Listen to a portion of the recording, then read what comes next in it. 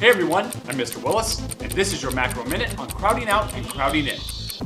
Crowding out is the phenomena that occurs when the use of expansionary fiscal policy leads to government deficit spending, which drives up interest rates and unintentionally decreases investment spending by firms. This decrease in investment spending will weaken the intended effect of the expansionary fiscal policy used by the government.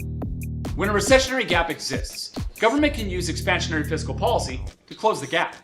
However, increasing government spending, decreasing personal taxes, or using a combination of both can lead to deficit spending. Because the government doesn't have the revenue to fund its new expenditures, it must borrow money. This will increase the demand for loanable funds. Investors who are willing to lend their money to the government will liquefy their assets and buy securities and treasury bonds from the Federal Reserve, which depletes the banking system of reserves.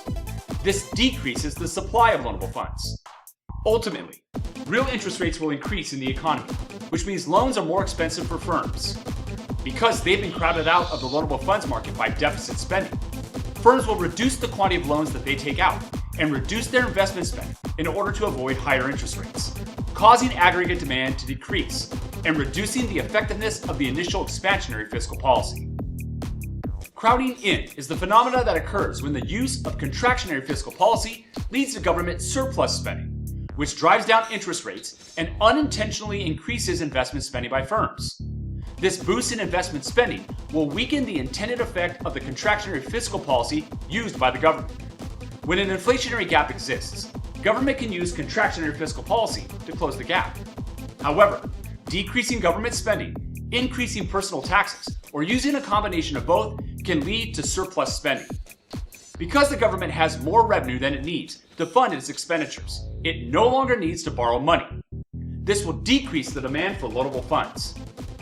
Government will use surplus revenues to repay debts to investors, who deposit those funds into interest-bearing assets in their banks, increasing reserves in the banking system. This increases the supply of loanable funds.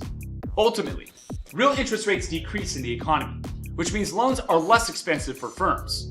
Because they've been crowded into the loanable funds market by surplus spending, firms will increase the quantity of loans that they take out and boost their investment spending in order to take advantage of lower interest rates, causing aggregate demand to increase and reducing the effectiveness of the initial contractionary fiscal policy. Thank you so much for watching. That's crowding out and crowding in, and this has been your Macro Minute.